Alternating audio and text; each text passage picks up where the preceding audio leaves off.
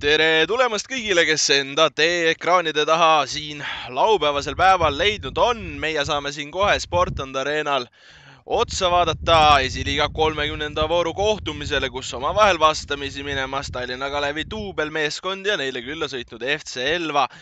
Nii palju veel ka kihlveokontoritest kiirelt, et nemad ikkagi leiavad, et tänaseks soosikuks võõrsil meeskond Elva võidutõenäosus nimelt siis 53% Kalevil. See numbrimaagia 20 kiiremad Matafissa vennad enam-vähem peaks see statistika olema, sest üks punane kaart iga 4 mängu kohta. Siin on väga pahasti pall lahti, seal nüüd keegi sai veel pahasti pihta ka seal. Lepp sai sealt paistis, et kas see oli meil ära siit võib-olla ikkagi Kalev ei saa seda palli nii hästi ära klaaritud nagu võiks. Elva rünnakud jätkuvad, pall kasti suunas ka, aga sealt nüüd ei pääse Jaole. Lepp lõppude lõpuks selle korjab ära. Aga Elva sellist low blocki kirjeldades siis tegelikult üleeile oma vooru kohtumise ära, kui nemad siis napivalt 1-0 Tammeka duublit võitsid. Ja nüüd halvasti ja sealt tuleb täielik valearvestus ja Andre Paju selle palli võrku lükkab, aga siin saavad ainult Kalevi mängijad ise peast kinni hoida ja küsida, et kuidas on võimalik kaistas edasi. Et seal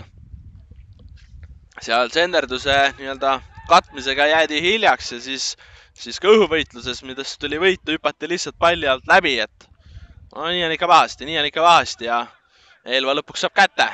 Mängumeestest, jah, seal purjetab, Ernits läks veel, aga lõpuks jäi ette. Ja siit tuleb vaba löök.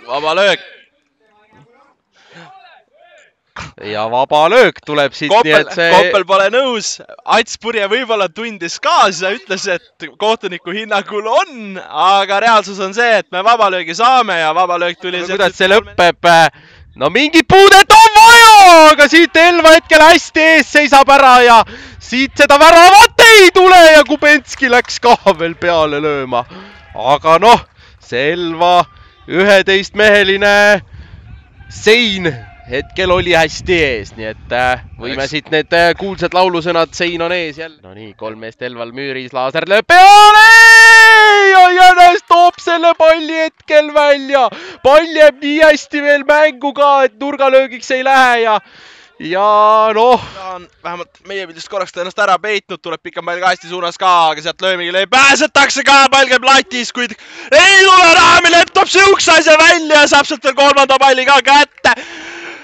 Pall käib ka veel postis omakorda, need kõik Sportland Arena konstruktsioonid. Ja siin on kohe vastu võimalus tulla, aga ei tule. Audi sisse viskaga jätkame. Tomberg läheb lööma ka, kõige paremat tõrjad kirja ei saa, Kubenskil on pall, nüüd on võimalik löögile minna, aga mängitakse üle. Ja tuleb sealt veel Elva kasuks ka karistuslöök värava eest. Välja võtta. Andre Paju oli ju seal see mees, kes seal... Nüüd tehakse kingitus ja siit tuleb ja pall on võrgus. Elva saab kätte oma teise ja julgen ka öelda, et sellega 3 võidupunkti. Kalev raiskas kõik, mis pakkud oli ja tegelikult ega aga rünnakul ülemäära teravaks ei osutatud ja osututud. Ja nüüd... Kristo Põltsar siis, selle mees, kelle nimele see värav läheb. Ja...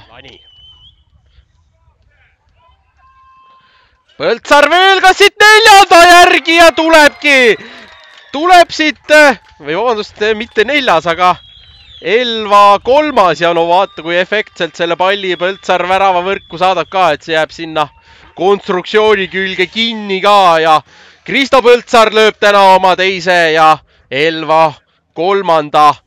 ning sellega siis kõrgemale läheb ning FC Tallinn siis võttis 2-1 võidu Nõmme Kalju duubli vastu. Aga see kohtumine saab ka meil siin läbi ja FC Elva siis 3-0 võiduga täna siit tagasi Lõuna-Eesti suunas on minemas.